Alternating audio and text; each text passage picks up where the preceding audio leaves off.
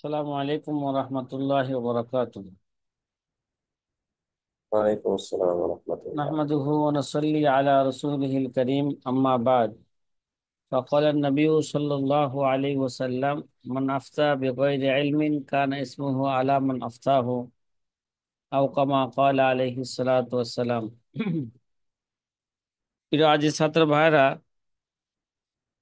পূর্বের ঘন্টার মধ্যে একটু সমস্যা হয়েছিল, এজন্য নতুন লিংক দিয়েছি। পূর্বের ঘন্টার খোলাসা হলো এই: আবু হানিফা রাহমাতুল্লাহ আলাই যে 20-এর অধিক বা প্রায় 20 জন সাহাবা একরামের কি পেয়েছেন, যুগ পেয়েছেন। তার মধ্যে থেকে কয়জন সাহাবী থেকে হাদিস শুনেছেন এই ব্যাপারে দুটি রেওয়ায়াত পাওয়া যায়। এক রেওয়ায়াতে আছে 7 জন সাহাবী থেকে হাদিস শুনেছেন, আরেক রেওয়ায়াতের মধ্যে আছে 8 জন সাহাবী থেকে কি হাদিস শুনেছেন।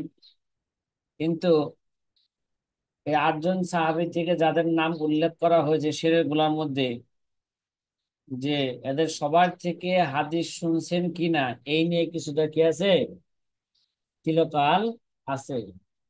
কিন্তু তাদের অনেকের থেকে যে হাদিস শুনেছেন এর মধ্যে কোনো কি নাই, এর মধ্যে কোনো সন্দেহ নাই যে উমর ফারুক ভাই কথা কি বোঝা আসছে? কি বললাম? হুম। জি, বুঝে আসছি। আলহামদুলিল্লাহ। মুতাকিদান মাযহাব আজিমি শান আবি জি। হানিফাতা ফাতা আন-নু'মান। বিশ্বাস করে বলছি, একটি মাযহাব মহান, ইমাম যাহার আবু হানিফা তিনি নোমান। জমাআন মিন আসহাবিন নবী আদরাকা, জমাআন মিন আসহাবিন নবী আদরাকা আসারাহুম কদ ইস্তাফা ওয়া সালাকা তরিকাতান ওয়াজহাতাল মিনহাজ সালামাতান মিন দালালিদ্দাজ। আল্লাহর আল্লাহ সত্যনিষ্ঠা সাহাবী থেকে হাদিস সঞ্চয় করেছেন যিনি যথেষ্ট পরিমাণে, তাহার রাস্তায় চলি আমি স্পষ্ট যে পথ। কি ভাই বলেন? তরিকাতান ওয়াজহাতাল মিনহাজ সালিমাতান মিন দালালিদ্দাজ। তার রাস্তায় চলি আমি স্পষ্ট যে পথ, গুমরাহিয়ার আদার হতে সহি সালামত সালামা। কয়জন সাহাবী থেকে হাদিস শুনছেন? 8 জন নাকি? ওয়াকাদ রাওয়া আন আনাসিন ওয়া জাবিরিন ইবনে আবি আওফা কাযা আন আমিরিন আনি আবাত তুফাইল যা ইবনা ওয়াসিলা ওয়া ইবনি উনাইসিন আল ফাতা ওয়া ওয়াসিলা আন ইবনে জাজইন قد روى ইমামু বিনত আজরাতিন হিয়া তামামু। এটাকে আমরা কবিতা আকারে বাংলাতে এইভাবে বলতে পারি: শিক্ষক যাহার সাহাবী থেকে আনাস, জাবের, হযরত ইবনে আবি আওফা, হযরত আমের ইবনে ওয়াসালা যিনি আবু তুফাইল, সাহাবী হযরত ওয়াসিলা ইবনে উনাইস, হযরত ইবনে জুজ থেকে, হযরত ইবনে জাজ থেকে হাদিস শুনেছেন। আজরা বিনতে আজরা বিনতে উজরা বা আয়েশা বিনতে উজরার সাথে সাক্ষাৎ করেছেন। হাদিস শুনেছেন এই কথা মাশা- বললাম নাকি? যেহেতু আয়েশা বিনতে আজরা থেকে হাদিস শুনছেন কিনা এই ব্যাপারে কিলোকাল আছে, এজন্য বললাম যে কি আয়েশা বিনতে আজরার সাথে সাক্ষাৎ করেছেন। রব্বে করিম রাদিয়াল্লাহুল কারিমু দাইমান আন কুল্লি সাহাবিল উজামা। রব্বে কারিম সন্তুষ্ট হোক সদা সর্বদা তাদের পথে আরো আছেন যত সাহাবা। রাদিয়াল্লাহুল কারিমু দাইমান আনহুম ওয়ান কুল্লি সাহাবিল উজামা। সাথী ভাইরা, এই পর্যন্ত আমরা আবু হানিফার মানাকিবের মধ্যে একটা জিনিস পাইলাম। এটা সর্বশেষ খোলাসা কথা বলা হচ্ছে যে আবু হানিফা রহমতুল্লাহ আলাই তিনি আলী রাদিয়াল্লাহু তাআলা আনহুর দোয়ার বরকতি তিনি ইমামে আজম হয়েছেন, এবং তিনি 20 জন সাহাবা একরামের কি পেয়েছেন, যুগ পেয়েছেন, বা 20-এর অধিক সাহাবা একরামের যুগ পেয়েছেন। ওই হিসাবে ইমামে আজম আবু হানিফা রহমতুল্লাহ আলাই একজন কি জলিল কদর তাবেঈ, এবং তিনি 8 জন বা 7 জন সাহাবায়ে কেরাম থেকে কি শুনছেন? হাদিস হাদিস শুনেছেন। এবার আমরা আমাদের মুকাদ্দামার যে 8টা বিষয় নিয়ে আল্লামা হাসকাফি রহমতুল্লাহ আলাইহি আলোচনা করেছেন, সর্বশেষ বিষয় ছিল আমাদের ইমামের ফিকহ মুদাওয়ান আউয়াল আবু হানিফা রহমতুল্লাহ আলাই এবং তার ফাজাইল এবং মানাকিব নিয়ে কি করা, আলোচনা করা। এখন আমরা আলোচনা করব আবু হানিফা রহমতুল্লাহ আলাইহির ইন্তেকাল নিয়ে। আবু হানিফার জীবনীর মধ্যে বিস্তারিত জীবনী বললে আপনারা বুঝতে পারবেন যে আবু হানিফা রহমতুল্লাহ আলাই তার জীবনে ইসলামের জন্য, ধর্মের জন্য, দিনের জন্য কত ত্যাগ স্বীকার করেছে। কি করেছে? ত্যাগ স্বীকার করেছে। দুনিয়ার পদ পাওয়ার জন্য, সরকারি পদ পাওয়ার জন্য কে তাকে জেলখানায় যাইতে হয়েছে, তারপর তিনি সরকারি পদ কাজীউল কুযাতের পদ তিনি কি করেন নাই? গ্রহণ করেন নাই। এবার আমরা আবু হানিফা রহমতুল্লাহ আলাইহির সর্বশেষ মানাকিব, মানাকিবের মধ্যে যে আমরা আলোচনা করব মানাকিবের যে তিনি ইন্তেকাল, তার ইন্তেকাল নিয়ে কি করব, আলোচনা করব। হুজুর, সাথী একটা ভাইরা, জিনিস জানতে তুওফিয়া বিবাগদাদ কিলা ফি সিজনি লিয়ালিয়াল কাজা, যে আল্লামা হাসকাফি রহমতুল্লাহ আলাইহি বলেন। কেডা?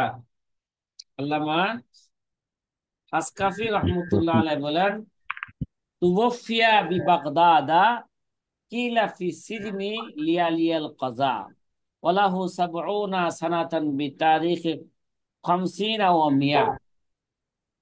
যে ইমামে আজম আবু হানিফা রহমতুল্লাহ আলাই তিনি বাগদাদে 150 হিজরিতে 70 বছর বয়সে ইন্তেকাল করেন। কত বছর? কত বছর? 70 বছর বয়সে। 70। কিলা ফিস সিজনি, কিলা ফিস সিজনি লিয়ালিয়াল কাজা। কেউ কেউ বলেছেন তিনি তখন কাজীর পদ গ্রহণ করার জন্য জেলখানায় বন্দী ছিলেন। কি ভাই? কাজীর পদ গ্রহণ করার জন্য জেলখানায় কি ছিলেন? জেলখানায় বন্দী ছিলেন। আবু হানিফা রহমতুল্লাহ আলাইকে এই 2বার জেলখানা যাইতে হয়েছে জীবনে। কয়বার? 2বার 2বার। জেলখানা যাইতে হয়েছে। সর্বশেষ মনসুরের যুগে। কোন যুগে? খলিফা, হ্যাঁ, বাদশাহ মনসুরের যুগে। মনসুরের সাথে আবু হানিফার সাথে অনেক বড় কি ছিল, অনেক সাথে সম্পর্ক ছিল, ফ্যামিলিগত ভাবে আবু হানিফার সাথে কি ছিল, সম্পর্ক ছিল। আবু হানিফা রহমতুল্লাহ আলাইহির সাথে বাদশাহ মনসুরের সাথে একটা ঘটনা ঘটেছিল, যে বাদশাহ মনসুর আবু হানিফাকে অনেক পছন্দ করতেন এবং তার ফ্যামিলিও আবু হানিফা কি করতেন, অনেক পছন্দ করতেন। এবং আবু হানিফা যে ওই যুগের ইমামে আজম ছিলেন এটা সকলেই কি করতেন, জানতেন এবং স্বীকারও করতেন। একবার বাদশাহ মনসুর যে চাঁদের রাত্রে তার স্ত্রীকে নিয়ে বৈশা বৈশা গল্প করতেছিলেন, তখন তিনি বলছিলেন তার স্ত্রীকে, তুমি যদি এই চাঁদের চেয়ে সুন্দর না হও তাহলে তুমি তালাক। স্ত্রীকে বেশি খুশি করতে চায়, বলছেন কি, তুমি যদি চাঁদের চেয়ে সুন্দর না হও তাহলে তুমি কি, তালাক। তালাক। তখন এখন চাঁদ সুন্দর না বাদশাহ মনসুরের স্ত্রী সুন্দর? কি, মানুষের সবসময় চাঁদের সাথে তুলনা করে না? কথা কয় না? চাঁদের জি, সাথে কি করে, অনেক সময় তুলনা করে। করে কিনা বলেন না? কবিরা তুলনা করে না, সবাই তো তুলনা করে। নবীজি চাঁদের জি, চেয়ে কি ছিলেন? সুন্দর সুন্দর। ছিলেন। তার মানে চাঁদও সুন্দর, এই জন্য চাঁদের সাথে কি করা হয়? হ্যাঁ, তুলনা করা হয়। তখন বাদশাহ মনসুরের স্ত্রী তালাক হয়েছে কিনা এই নিয়ে একটা কি উঠছে, ওলামাদের মাঝে একটা গুঞ্জন শুরু হয়েছে। কে বলছে তালাক হয়ে গেছে, কে বলছে কি তালাক হয় নাই। তা আবু হানিফা, সর্বশেষে আবু হানিফার কাছে যাওয়া হয়েছে। আবু হানিফা রহমতুল্লাহ ফতোয়া দিয়ে দিয়েছেন, না তালাক হয় নাই। কে নাই, তালাক হয় নাই। কেন তালাক হয় নাই? কোরআনে কারিমের আয়াতে দলিল পেশ করেন, আল্লাহ কসম খায় বলছেন, লাকাদ খলাকনাল ইনসানা ফি আহসানি তাকওয়িম। তো বোঝা গেল চাঁদের চোখে মানুষ সুন্দর, সুতরাং কি হয় নাই, তালাক হয় নাই। তখন বাদশাহ মনসুর তার স্ত্রী, বিশেষ করে তার স্ত্রী আবু হানিফাকে মোটা অঙ্কের একটা কি দিয়েছিলেন, বাদশাদের হাদিয়া, বোঝা তো যায়, মোটা অঙ্কের কি দিয়েছিলেন, হাদিয়া দিয়েছিলেন। তখন এই হাদিয়া তো ডাইরেক্ট না করতে পারেন নাই, বলছেন ঠিক আছে আমি হাদিয়া গ্রহণ করলাম, কিন্তু এই হাদিয়াটা আপনাদের কাছে রেখে দেন। এটা এই কোষাগারে রেখে দেন। কোথায়?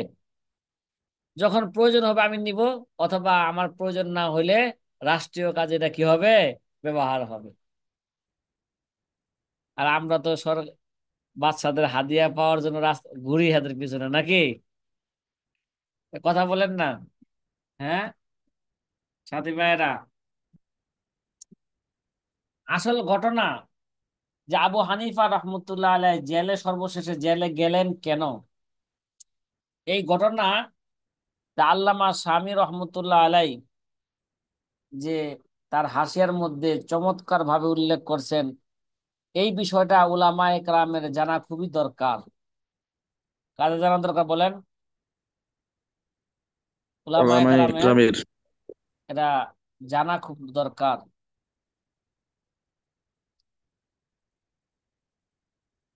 সেই ঘটনা হচ্ছে এই, যে বাদশাহ মনসুরের যুগে বাদশাহ মনসুর প্রজাদের প্রতি বেশ কি করতেন, জুলুম করতেন। কি করতেন? জুলুম। হ্যাঁ, জুলুম, অন্যায় করতেন। তা আবু হানিফা রহমতুল্লাহ আলাই তো এই সমস্ত জলেম বাদশার পক্ষে কি বলতে পারেন না, কথা বলতে পারেন না, যদিও সম্পর্ক আছে, তারপরেও কি তাদের পক্ষে আবু হানিফা রহমতুল্লাহ আলাই কথা বলতে পারেন না। ওই হিসাবে যে কারণ উল্লেখ করছে দেখেন, যে আবু হানিফা রহমতুল্লাহ আলাই ওই যুগে বাদশাহ বাদশাহ মনসুর যখন প্রজাদের বিরুদ্ধে, প্রজাদের জুলুম করা শুরু করলেন, তখন তার বিরুদ্ধে একটা দল দাঁড়ায় গেল। বিশেষভাবে দ্বিতীয় দলের প্রধান হিসাবে ইব্রাহিম ইবনে আব্দুল ইবনে হাসান ইবনে হুসাইন ইবনে আলী রাদিয়াল্লাহু তাআলা আনহু। কেরা? মানে হাসানের ছেলে আব্দুল্লাহ। তাহলে আব্দুল্লাহর ছেলে কেডা? ইব্রাহিম, নবীজির বংশ। কেডা? মানে নবীজির পুতি, নাতি পুতি আছে না, কথা কয় না, নবীজির কি পুতি, আলী রাদিয়াল্লাহু তাআলা কি পুতি। তাহলে সে ইব্রাহিম ইবনে আব্দুল্লাহ তখন বাসরার মধ্যে তিনি খেলাফত দাবি করলেন। কি করলেন? কথা কয় না, খেলাফত দাবি করলেন।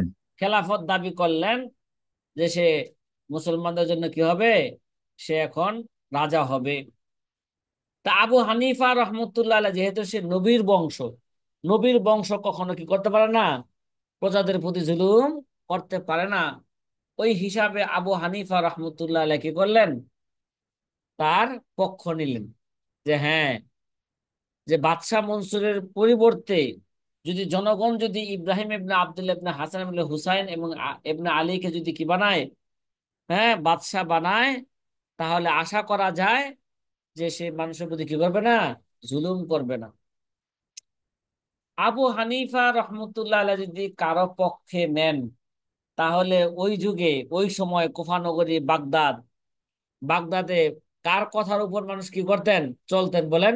আবু হানিফা রহমতুল্লাহ ফতোয়ার উপর মানুষ চলতো। সারা বাগদাদের মানুষের অন্তরে আবু হানিফার কি ছিল? ভালোবাসা ছিল। যে বাদশাহ মনসুর যখন দেখলেন যে আবু হানিফা রহমতুল্লাহ আলাই তিনি তো কি নিয়েছেন, নবীজির আলী রাদিয়াল্লাহু আনহুর পুতি ইব্রাহিমের পক্ষ নিয়েছেন, তাহলে তো সামনে আমার বাদশাহী পদ আর থাকবে না।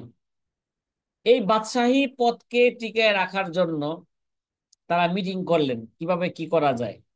ঠিক আছে, কিভাবে কি করা যায়। তখন একজনে পরামর্শ দিল যে আবু হানিফা রহমতুল্লাহ আলাইকে আপনার কাছে ডাকেন আগে, ডাইকা তাকে রাষ্ট্রীয় একটা পদ দিয়া দেন। রাষ্ট্রীয় যদি পদ দিয়া দেন তাহলে সে আপনার বিরুদ্ধে আর কি বলবে না, কথা বলবে না। কারণ সরকারের লোক সরকারের বিরুদ্ধে কি বলতে পারে না, কথা বলতে পারে না। তখন ইবনে হুবাইরা ইবনে হুবাইরা যিনি কি ছিলেন, মারওয়া, ইরাকের মধ্যে মারওয়ার আমেল ছিলেন। যে তখন যে কোনো ভাবে আবু হানিফা রহমতুল্লাহ আলাইকে তারা কি করলেন, ডাইকা বাদশাহ মনসুরের কাছে পাঠাইলেন। কার কাছে? বাদশাহ মনসুর আপনাকে স্মরণ করছে, যাইতে হবে বাদশাহ মনসুরের কাছে। বাদশাহ মনসুরের কাছে যখন গেছে তখন তাকে প্রস্তাব দিছেন যে আপনি এখন একটা পদ খালি আছে সরকারি, সে কোনটা পদ? কাজীউল কোজাত, জাস্টিস, প্রধান বিচারক। বাদশাহ মনসুর তাকে প্রস্তাব দিলেন যে এই পদটা খালি আছে, এই পদের জন্য একটা যোগ্য ব্যক্তি দরকার। এই বাগদাদের মধ্যে, পুরা বাগদাদের মধ্যে আপনি ছাড়া এই পদ গ্রহণ করার মতন কোনো যোগ্য ব্যক্তি নাই। সুতরাং আপনার এই পদ কি করতে হবে? গ্রহণ করতে হবে। কাকে প্রস্তাব দিলেন? ওই মিয়া, শেখ হাসিনা যদি আমাদের দেশের যে কোনো আলেমকে যদি কোনো পদ দেওয়ার জন্য প্রস্তাব দেয়, আমি খোদার কসম করে যদি বলি যে আমি হানেস হব না, ওই আলেম ওই পদ গ্রহণ করবে না। কি ভাই? হ্যাঁ, আমাদের দেশে উলামায়ে কেরাম যদি, আমাদের দেশের যদি ডক্টর ইনু যদি কোনো আলেমকে ডাইকা যদি কোনো পদ দেয় আর ওই পদ ওই আলেম গ্রহণ করবে না, আমি খোদার কসম করে বলি যে আমি কি হব না, হানেস হব না, অবশ্যই কি করবে সে? গ্রহণ করবে। ঠিক না? আরে বাস, রাষ্ট্রীয় পদ পাইবে সে গ্রহণ করবে না, এটা কিভাবে? এই সুযোগ কে হারায়? কথা কি সাথী বারে বুঝতেছেন? জি হুজুর, হ্যাঁ। নেয়ামতের শুকরিয়া। ও, এটা এটা তো নিয়ামতের শুকরিয়া নাকি? গ্রহণ করতে হবে, জি। একটা ভালো করে বুঝবেন। রাষ্ট্রীয় পদ গ্রহণ করা মানে হলো কি, রাষ্ট্রীয় রাষ্ট্র যদি কোরআন সুন্নাহর বিপরীতে কথা বলে আপনি তখন আর কি করতে পারবেন না, তখন আর আপনি মুখ খুলতে পারবেন না।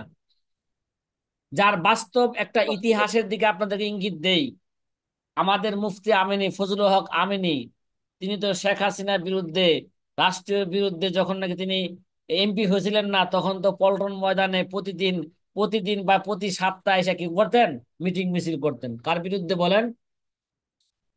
শেখ হাসিনার বিরুদ্ধে বা সরকারের বিরুদ্ধে কি করতেন? মিটিং মিছিল করতেন। যেদিন তিনি এমপি হইলেন ওদিন থেকে তার জবান কি হয়ে গেছে গা, সরকারের বিরুদ্ধে কথা বলা বন্ধ হয়ে গেছে। এরপর থেকে একটা মিটিং মিছিল তিনি কি করেন নাই। সরকার যতই ইসলামের আইনের বিরুদ্ধে আইন পাশ করুক, ইসলামের বিরুদ্ধে আইন পাশ করুক, একটা মিটিং মিছিল সে কি করে নাই, করে নাই। আমি কসম খায় বললাম আমি হানেস হবো না। এটা কেন বলেন? বলেন না, বলেন না। রাষ্ট্রীয় পদ যখন পাইছে তখন থেকে তার জবান কি হয়ে গেছে, সরকারের বন্ধ হয়ে বিরুদ্ধে গেছে। বলা তার জবান বন্ধ হয়ে গেছে। আমাদের দেশের কওমি উলামায়ে কেরাম যতগুলাই কি গেছে, কথা বলেন না, যারা এমপি হয়েছেন, তারা কি ওই জায়গায় যাওয়ার পরে সংসদে কোনো ইসলামী আইনের বিরুদ্ধে আইন পাশ হয়েছে তারা কোনো কথা বলছে? বলেন না। একটা আইনের কথা আপনাদেরকে বলতেছি, খালেদা জিয়ার আমলে, এবার যদি বিএনপি যদি ক্ষমতায় আসে, মনে হয় এই আইন বাস্তবায়ন করবে। খালেদা জিয়ার আমলে একটা আইন পাশ হইলো সংসদে, মিল্ক ব্যাংক। কি ব্যাংক? এই সাথী ভাইরা কি মেল বলেন তো। মিল ব্যাংক কি হয়েছে? পাশ হয়েছে, তার মানে কি দুধের ব্যাংক। তার মানে জিনাহের মাধ্যমে যত সন্তান জন্মগ্রহণ করবে ওই ব্যাংক থেকে এই সন্তানগুলোকে লালন পালন করা হবে, তার মানে কি জিনাকে তারা বৈধ বললো। নাউজুবিল্লাহ। জিনাকে কি বললো? অন্য অন্য দেশে যেমন জিনাকে বৈধ, বাংলাদেশও মিল ব্যাংক পাশ করা খালেদা জিয়ার আমলে জিনাকে কি বললো? বৈধ ঘোষণা দিল। কোন আলেম কি সংসদের বিরুদ্ধে কথা বলছিল? বলেন না আপনারা। 2004 সালে যে মিল ব্যাংক পাশ করলো, কোন আলেম কি এর বিরুদ্ধে কথা বলছিল? কোন আলেম এর বিরুদ্ধে কি বলে নাই? কথা বলেন নাই। তার মানে কি? তার মানেটা কি? সরকারি পদ পাইলে সরকারের বিরুদ্ধে কি বলা যায় না? হ্যাঁ, কথা বলা যায় না। ইমাম আবু হানিফা রহমতুল্লাহ আলাইকে যতই বোঝানো হইল আপনি কি নিতে হবে, আপনার জাস্টিসের পদ নিতে হবে, আবু হানিফা রহমতুল্লাহ আলাই জাস্টিসের পদ কি করলেন না? নিলেন না। তখন তাকে, যখন কোনোভাবেই তাকে এই পদটা দিতে পারলো না, তখন তাকে জেলখানায় পাঠানো হইলো। কোথায়? জেলখানায় পাঠায়া তাকে ফাজরাবাহু মিয়াতা শাউতিন ও আশারাত আসওয়াত, তাকে প্রতিদিন 110টা বেত্রাঘাত করা হইতো। কদিন? প্রতিদিন জেলখানা থেকে বের করতো, বাজারে নিত, বাজারে নিয়ে জনগণের সামনে তাকে করা হইতো। কাকে? ইমাম আবু আবু হানিফা হানিফাকে রহমাতুল্লাহ। 110টা কি করতো প্রতিদিন। তারপরও আবু হানিফাকে বুঝাইতে হইতো কেন আপনি পিট্টি খাচ্ছেন, কেন মারি খাচ্ছেন, এই পথটা নিলে আপনার সমস্যাটা কি। আবু হানিফা রহমতুল্লাহ আলাই কোনোভাবেই এই জেলখানা যাওয়ার পরও, তাকে বেত্রাঘাত করার পরও তিনি কি করেন নাই? এই পথ গ্রহণ করেন নাই। যখন দেখলেন যে আবু হানিফা রহমতুল্লাহ আলাই কোনোভাবেই এই পথ গ্রহণ করবেন না, তখন তাকে হত্যার ষড়যন্ত্র করা হইল। কি? তাকে হত্যার ষড়যন্ত্র করা হইল। হত্যার হুজুর, ষড়যন্ত্র তার কি? অনেক অনুসারী শিষ্য ছিল, কেউ কোনো আন্দোলন কিছু করলো না? হ্যাঁ, আবু হানিফা রহমতুল্লাহ এর তো অনেক অনুসারী ছিলেন না, সাধারণ জনগণ তো, কেউ কোনো আন্দোলন বা কিছু হ্যাঁ, করলো না? সাধারণ জনগণ তো, ওই যে বললাম যে বাদশাহ মনসুর জলেম বাদশাহ ছিল, আমাদের শেখ হাসিনা জলেম বাদশাহ ছিল না? তার বিরুদ্ধে কি আপনারা কথা বলতে পারছেন, মিটিং মিছিল করতে পারছেন? বলেন, বলেন না। হ্যাঁ ভাই। জি, করলে তো ওই যে জেলখানায়। হ্যাঁ, মিটিং মিছিল করলে তো জেলখানা সরাসরি। আর এর বিরুদ্ধে তো কথা বললেই তো কে জেলখানা যাইতে হইব অথবা কি হইতে হইব, হ্যাঁ, মরতে হইব। তাহলে মানুষ তো ওইভাবে কি করতে পারে নাই, ওইভাবে মিটিং মিছিল করতে পারেন নাই। তখন আবু হানিফাকে বোঝানো হয়েছে যে আপনি এত বড় ইমাম, আপনাকে কি করে দিয়েছে, বেত্রাঘাত করা হইতেছে, এটা তো আমাদের জন্য কি লজ্জাজনক বিষয়। সুতরাং আপনি পদটা কি করেন, গ্রহণ করেন। তখন আবু হানিফা কোনোভাবেই যখন এই পদ গ্রহণ করলেন না, তখন যে এবার চূড়ান্ত সিদ্ধান্ত হইলো তাকে মেরে ফেলার, হত্যা করার। তাহলে তাকে হত্যা করবে কিভাবে? সরাসরি হত্যা করলে তো বাচ্চা কি যায়, ফেঁসে যায়। এর জন্য বাদশাহ মনসুরের বাড়িতে খাবারের আয়োজন করা হইলো। সেখানে এমপি মন্ত্রীদেরকে কি দেওয়া হইলো, ভালো ভালো পদের লোক দাওয়াত দেওয়া হইলো, এবং সাথে ইমামে আজম আবু হানিফাকে কে দাওয়াত দেওয়া হইলো। সেখানে ষড়যন্ত্র করা হয়েছিল, সবাই তো খানা খাবে, কিন্তু আবু হানিফার খানা খাবার মধ্যে কি থাকবে, বিষ মিশ্রিত থাকবে। ওই খাবার খেয়ে আবু হানিফা কি করবে, এন্তেকাল করবে। অনেক কি খায় এন্তেকাল করলো, এটা তো বাদশা আর কি করবে না, পরীক্ষা করার সুযোগ দিবে না। মারা গেছে, সাথে সাথে তারা কি করো, দাফন করো। কি আমাদের দেশের সাইদি কিভাবে মারলো না মারলো, এটা কি পরীক্ষা করতে পারছে? বলেন না, বলেন না। আমাদের দেশের জি না। দেশের এই সাইদিকে যে হত্যা করা হইলো, বাস্তবে সে মরছে না, তাকে হত্যা করা হয়েছে। বাস্তবে তাকে কি করা হয়েছে, হত্যা করা হয়েছে, সে মরে নাই। ঠিক আছে? তাহলে এখন কি তাকে কি কি কারণে মারলো, কিভাবে মরলো, এটা কি পরীক্ষা নিরীক্ষা করতে পারছে? বলেন, আপনারা বলেন। হ্যাঁ, তাড়াতাড়ি তারা কি করা হয়েছে, দাফন কাফন সরকারি পাহারায় তাকে কি করা হয়েছে, দাফন কাফনের ব্যবস্থা করা হয়েছে। তে আবু হানিফা রহমতুল্লাহ আলাইহ যখন নাকি তাকে জেলখানা থেকে, তাকে যখন বাদশাহ মনসুরের বাড়িতে দাওয়াতে নেওয়া হইল, তখন আবু হানিফা রহমতুল্লাহ আলাইহির অন্তরে আগে থেকে কি আসছে, এই এলহাম হয়েছে যে কি আমাকে তো মৃত্যুর কি করে, হত্যার ষড়যন্ত্র করা হচ্ছে, সুতরাং এই খাবারের মধ্যে বিষ আছে, এই খাবার আমি কি করব না, খাবো না। তো সবাই খানা খেয়েছে, আবু হানিফা রহমতুল্লাহ কি খায় নাই, খানা খায় নাই। তাকে বারবার বলা হয়েছে হযরত খানা খান, কিন্তু আবু হানিফা কোনোভাবে কি হয় নাই, খানা খাইতে রাজি হয় নাই। তখন শেষমেশ তাকে জোরপূর্বক তার গলায় তরল জাতীয় খাবার কি দেওয়া হয়েছে, ঢেলে দেওয়া হয়েছে। মানে এই পরিমাণ তার পেটে পেটে ঢুকানো হয়েছে জোরপূর্বক, যে পরিমাণ খাইলে মানুষ কি যাবে, মারা যাবে। জোরপূর্বক আবু হানিফাকে কি বিষ খাওয়ানো হয়েছে। যখন বাদশাহ মনসুর বা তাদের অনুসারীরা যখন দেখছেন যে কে আবু হানিফা এখন কি করবেন, ইন্তেকাল করবেন, তখন আবু হানিফা রহমতুল্লাহ আলাইকে জিজ্ঞাসা করা হয়েছে, আপনি এখন কোথায় যাইতে চান? আপনি কি আপনার বাড়িতে চলে যাবেন নাকি জেলখানা যাইবেন? তখন আবু হানিফা রহমতুল্লাহ বলছেন, আমাকে যেখানে থেকে আনা হয়েছে ওইখানে নিয়ে নিয়ে যাওয়া হোক। তখন আবু হানিফা রহমতুল্লাহ আলাইকে জেলখানায় আবার পাঠানো হইলো। আবু হানিফা রহমতুল্লাহ আলাইহ জেলখানায় যাওয়া, যে তিনি ওযু কইরা 2 রাকাত নামাজ পড়লেন, নামাজরত অবস্থায়, সিজদারত অবস্থায় তিনি ইন্তেকাল করলেন। কোনরত অবস্থায় বলেন? সিজদারত অবস্থায়। সিজদারত অবস্থায় তিনি কি করলেন, জেলখানায় তিনি কি করলেন, ইন্তেকাল করলেন।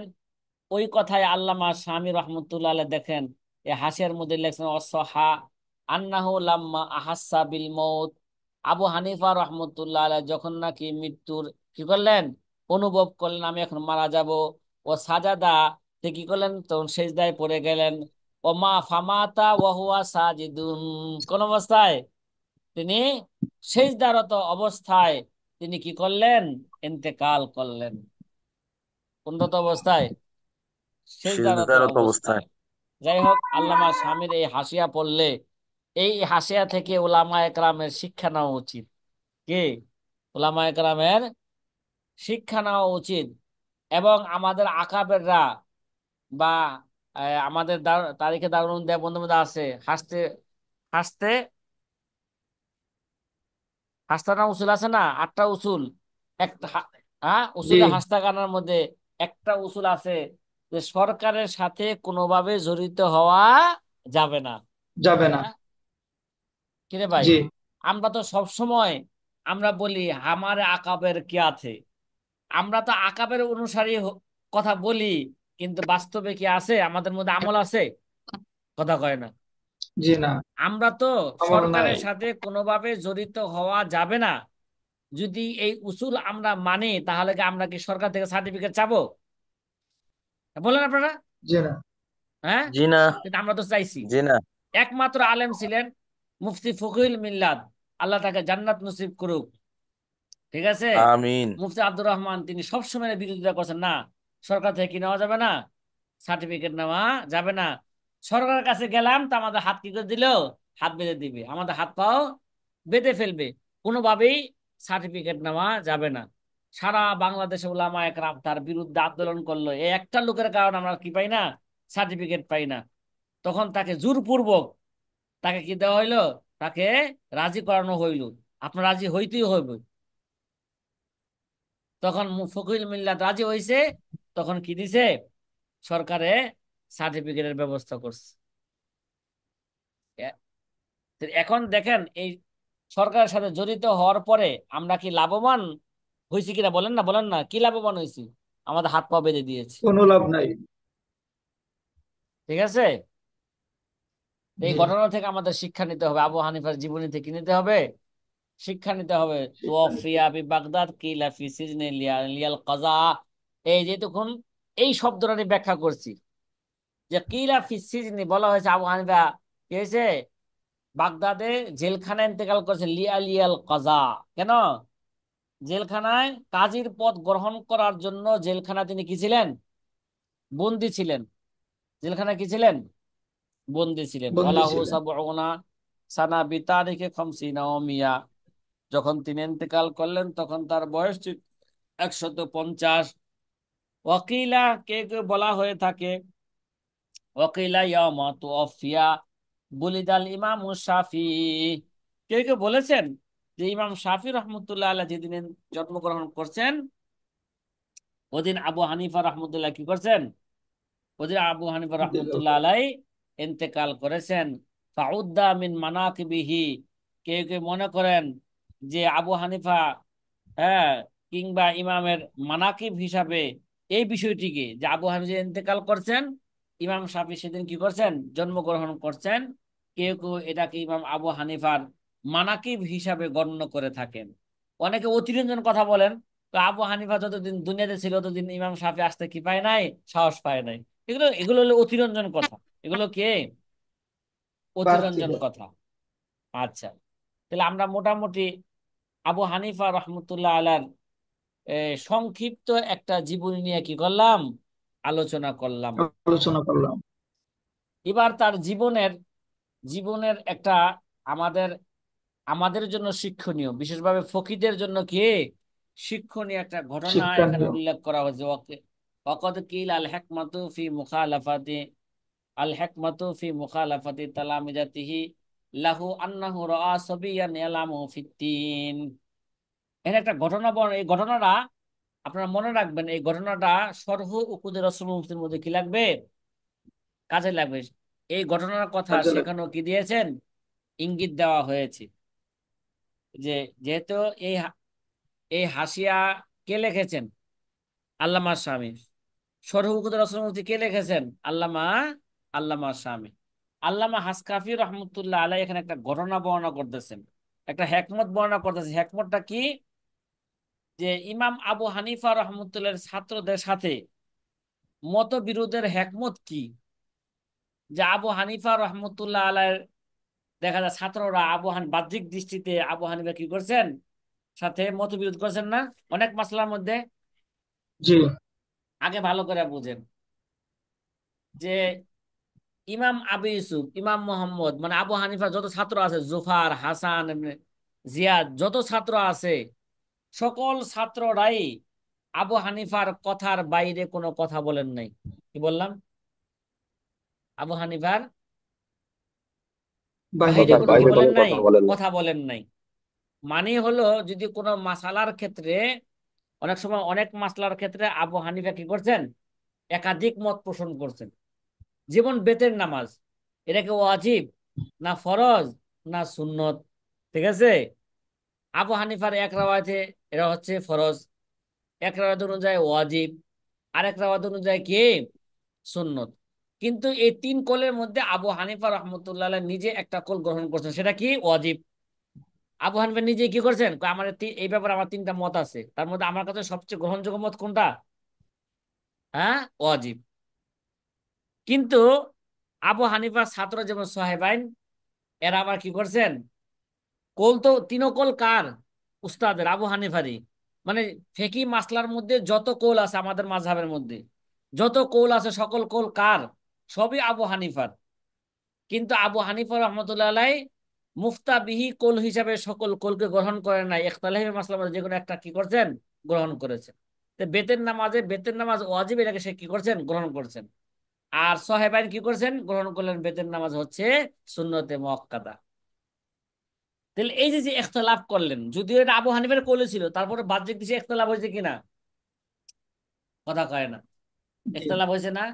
তাহলে আবু হানিফার ছাত্ররা আবু হানিফার সাথে ইখতিলাফ করলেন কেন, তার হেকমত কি, ঠিক আছে, তার হেকমত কি। জি। ওয়াকাদ কিল আল হিকমাতু ফি মুখালাফাতি তালামিজাতিহি লাহু আন্নাহু রাআ। কেউ কেউ বলা হয়ে থাকে ইমাম আজম আবু হানিফা রহমতুল্লাহ ছাত্রগণের সাথে মতবিরোধ হেকমত হলো। হেকমতটা কি, আন্নাহু রাআ সাবিয়ান ইয়ালআমু ফিত্তিন। ইমাম আবু হানিফা রহমতুল্লাহ দেখলেন যে একজন বালক সে কাদা মাটিতে খেলাধুলা করতেছে। কি ভাই, আন্নাহু রাআ সাবিয়ান, বলেন বলেন বলেন, আন্নাহু রাআ সাবিয়ান ইয়ালআবু ফিত্তিন। একজন বাচ্চাকে, একজন বালককে দেখলেন যে সে কাদা মাটিতে কি করতেছে, খেলাধুলা করতেছে, ফাহাজ্জারা ফাহাজ্জারাহু মিনাস সুকুত, অতঃপর আবু হানিফা রাহমাতুল্লাহ তাকে মাটিতে, হ্যাঁ, হাজ্জারাহু বিসসুকুত, ওই বালককে কি করলেন, আবু হানিফা সতর্ক করলেন, তুমি তো মাটিতে, হ্যাঁ, পিছলে পড়ে যাবে, সুতরাং কাদা মাটি তুমি কি করো না, খেলাধুলা করিও না।